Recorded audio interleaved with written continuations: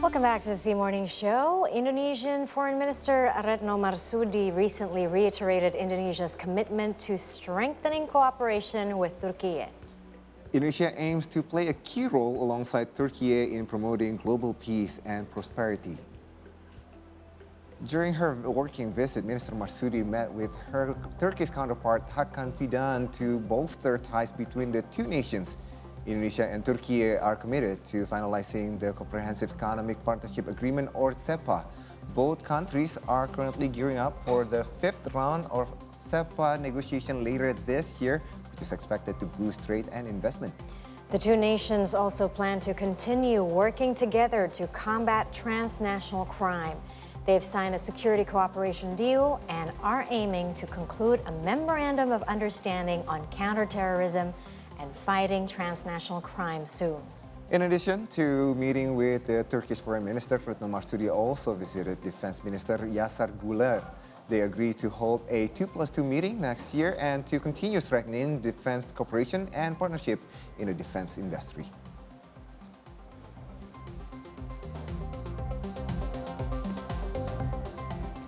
So to dive into these bilateral relations between the two countries, joining us today is a special guest, His Excellency Professor Dr. Talip Küçükcan, Turkish Ambassador to Indonesia. Ambassador, welcome to the show. Good morning. Thank you for having me. Thank you. All right, so Indonesian Foreign Minister Retno Marsudi recently reaffirmed Indonesia's commitment to strengthening cooperation with Turkey and promoting global peace. Now, how would you describe the current state of the relation between Indonesia and Turkey? Well, again, thank you for having me here. Well, next year, we will celebrate the 75th anniversary of the beginning of the diplomatic relations between Turkey and Indonesia. That means we have really very good ties, historical ties. Actually, historically speaking, the relations or the contact between Turkish people and Indonesians go back to the 16th century. In the 17th century, here in Batavia, the Ottoman Empire had a consul general actually. Really? And it lasted up until 1920s. You can see the depthness, you can see the background and foundations of the relations between Turkey and Indonesia. Of course, since the establishment of nation states, our relations became stronger, I think closer. And when we look at the different aspects of the relations, we will see that in the OIC, in UN, in MICTA, and in G20, Turkey and Indonesia are working together. And of course, with regard to the global challenges like climate change, peace, security, anti-terrorism, we are on the same page. Turkey and Indonesia are working very closely. And I think the last meeting between Retno Marsudi and Mr. Hakan Fidan again reiterated this, that Turkey and Indonesia are working very close. And on the issue of Palestinian conflict, for example, again, Turkey and Indonesia are working very closely. Our foreign ministers are in the contact group. They have been visiting different leaders. They have been meeting different actors in order to find a lasting solution in the Gaza conflict. Now, as mentioned earlier, Indonesia and Turkey are right now working on the fifth, what you would call it, negotiation for CEPA. So how do you see the economic ties between the two countries, between Indonesia and Turkey? Well, actually, given the economic size of the two countries, I would say that the trade volume between us is not as much as we expected. Because both countries are in G20. That means we have big economies. And of course, both countries are developing. There's a sustainable development, economic growth in both countries. But when we look at the trade volume, Turkey trades mostly with Europe, and of course, Indonesia trades with the regional countries, including ASEAN. Yes. So we have got a trade volume of $1.3 billion, and we would like to see this to $10 billion. This is the target by our leaders, actually. But in order to do that, of course, we have to, I think, rethink about the barriers before the trade and commerce. And I think in the last meeting in Turkey, this free trade agreement was on the table. And the technical, I think, teams are now working together in order to further the process. I think we need to have more, of course, commercial and trade cooperation between two countries. Yeah. And that's what we need because, as I said, Indonesia is the biggest producers, manufacturer, and also the consumer in ASEAN. That is a big potential for Turkey. And also, of course, for Indonesia, Turkey will be maybe a step towards Europe because Turkey's trade with Europe is quite large. And also the Turkish products are aligned with the European standards. That means there's a lot of chance for both countries for increasing the trade volume. And micro, small, and medium enterprises are vital to both countries' economies. Could you please outline some key trade and investment opportunities for businesses in Indonesia and Turkey? Well, first of all, I think Indonesia is very rich in terms of raw materials. That's for sure. And also, when we look at the population of Indonesia, that's a big consumer market. And I think in both countries, small and medium enterprises are the backbone of economy, I would say. Especially in technology, in both countries, what we see that there is a good human potential and human resources. I think there will be a lot of opportunity in terms of investment in those areas. One area is, for example, transportation. This is quite an important area. Second one is technology. And many technology companies in Turkey are thriving now. And I think they can have a foot in Indonesia that will enable them to have a larger market in ASEAN countries. I think both countries are really appreciating the contribution of small and medium enterprises. And I think like in Nusantara, for example, the new capital that you are establishing, we are trying to promote this in Turkey, that our companies can come to Indonesia and invest in Nusantara. Absolutely. That is an important, I think, area of investment. The other area of investment for the Turkish companies that we try to motivate is the health sector. In Turkey, we have got a very strong health services, hospitals, doctors, etc. I think that experience can be shared with this country. And of course, defense industry is something different. Maybe we need to open a new chapter on defense industry because both countries are really closely working together on many areas.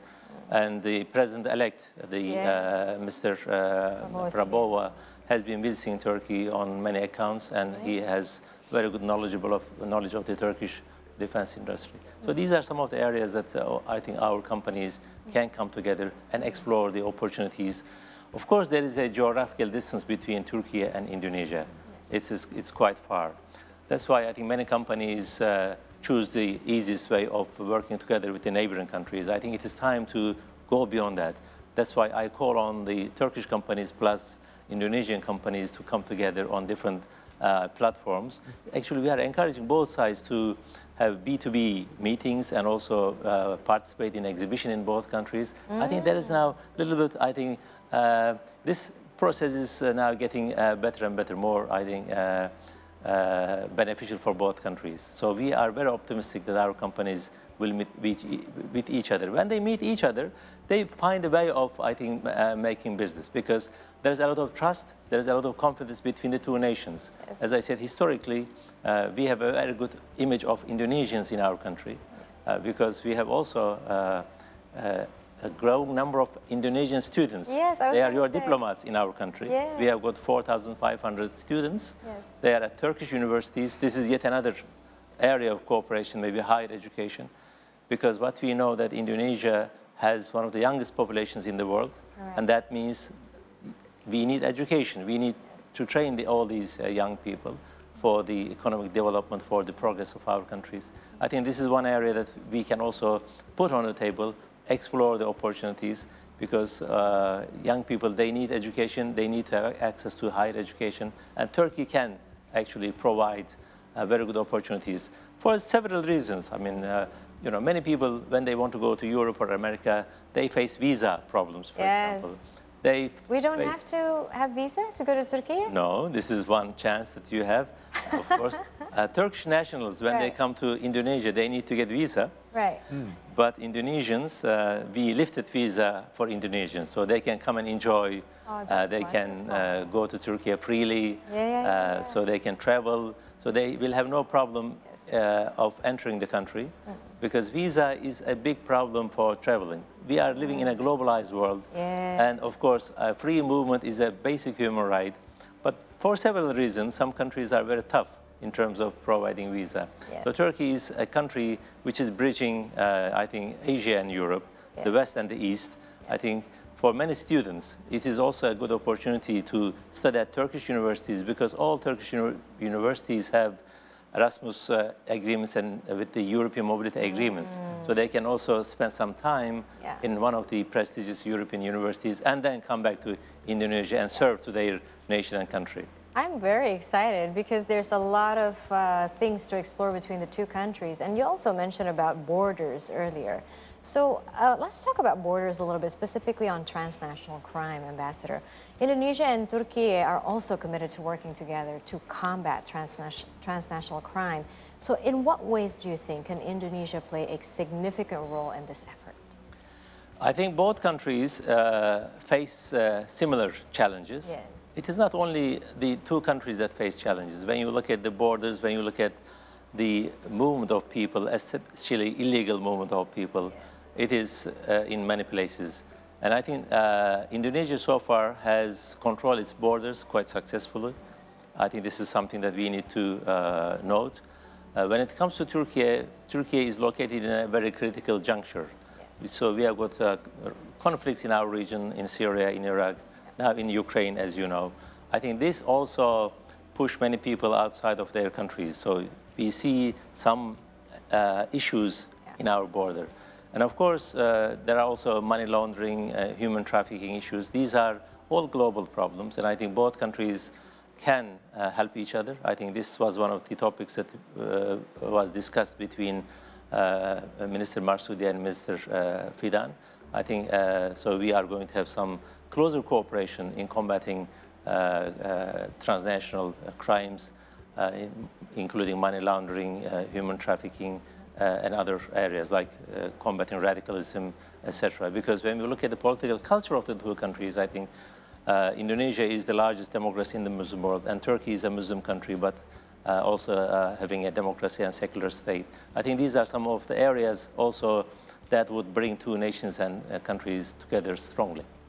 All right, so earlier you mentioned that Indonesia and Turkey, of course, has a lot of similar point of view, especially when it comes to Palestine, and especially in light of the recent event in Gaza. So could you elaborate on the steps both countries are taking to support Palestinians' pursuit of absolute freedom? I think since the beginning of the Palestinian issue, which is not a recent issue, it's been there for the last 70 years. And in the last 70 years, we have seen the broadening occupation of the Palestinian lands and colonization of the Palestinian lands by the Israelis, and also violation of many of the UN resolutions. And I think when we look at this background, we will see that this problem is not something new. It has a historical background, and we see many refugees. They were kicked out of their countries, from their homelands, and we see settlers occupying many places. I think this is a very critical issue, and it should be addressed by the whole international community. And what we see today, actually, Turkey and Indonesia are working together with some, of course, other countries. There's a contact group, as I said, right from the beginning. Both countries are trying to stop the genocide and crime, and also, of course, provide humanitarian aid. I think Indonesia has done a lot, and Turkey is also trying to do that together.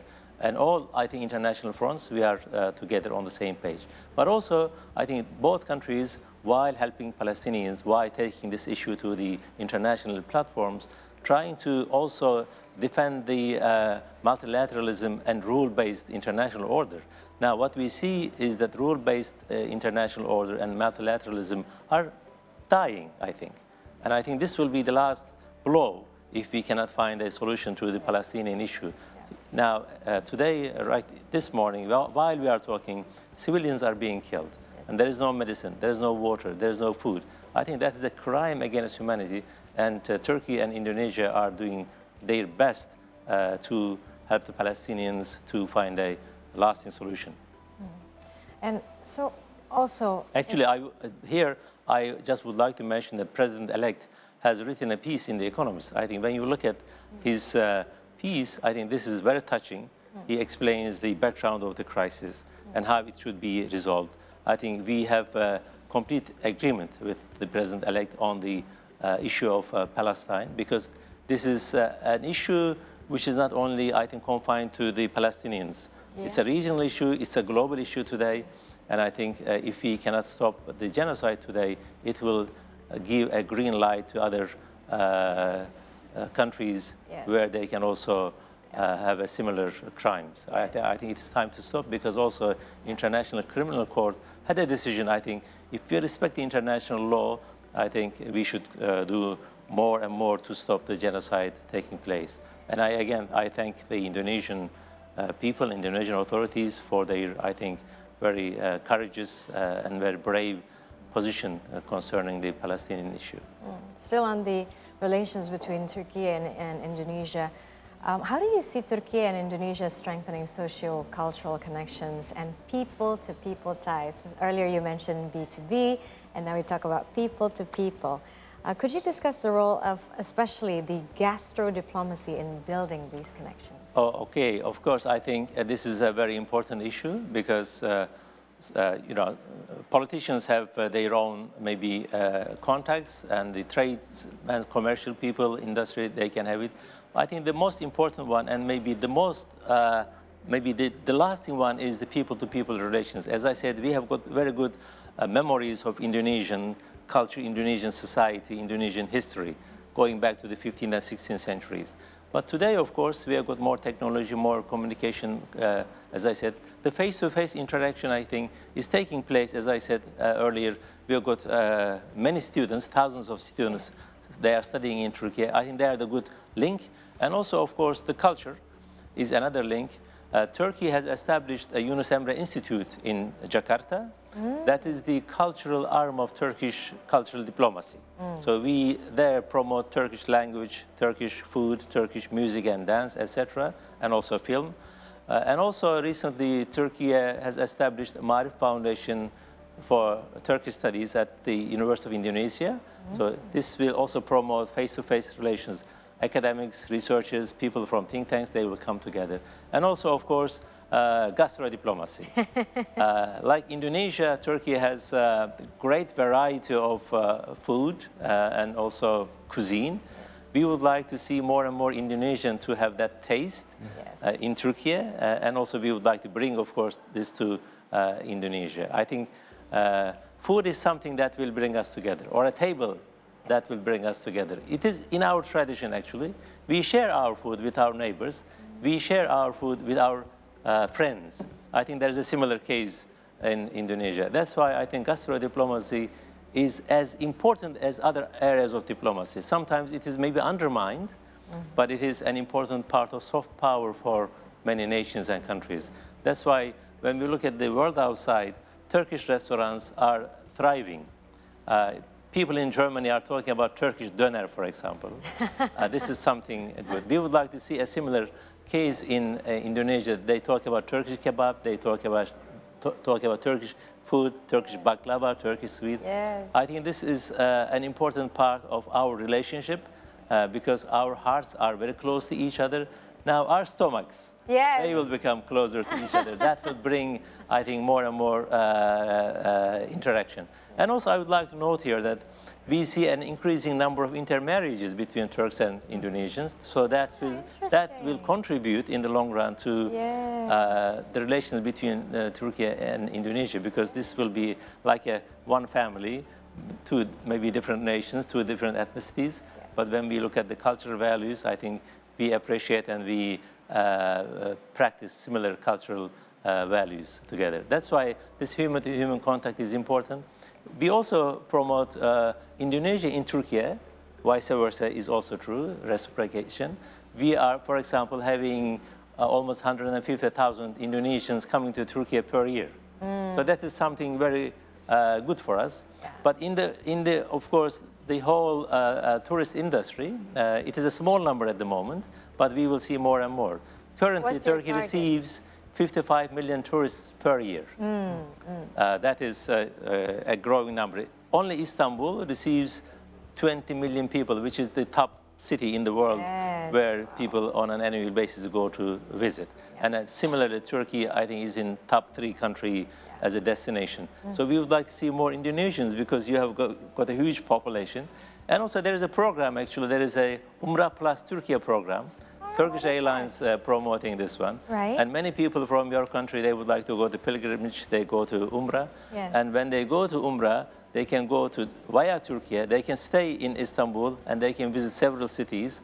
I think this is also something that should be kept in mind. That's how also many of these Indonesian friends, they can taste Turkish food, Turkish culture, Turkish friendship and hospitality. Yeah, that's wonderful. And also another interesting fact, Ambassador Küçükcan, I know that there are Indonesian films that have been shot or filmed in Turkey as well, in Istanbul. So that's another cooperation that we can have between Indonesia and Turkey. Wow, thank you for reminding me. I think the popular culture is something that we need to share. Exactly. And let me also underline one fact, that the Turkish soap operas, Turkish films, Turkish serials, TV serials, are exported to more than 150 countries. We need to see more of that in the streamers here. Yes, Indonesia is one of the countries where I think there is a lot of interest in Turkish films. Right, yeah. I think, as you have just mentioned, several of the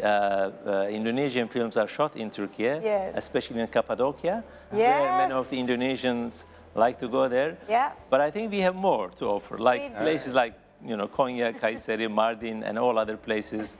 I'm sure Indonesians will enjoy it.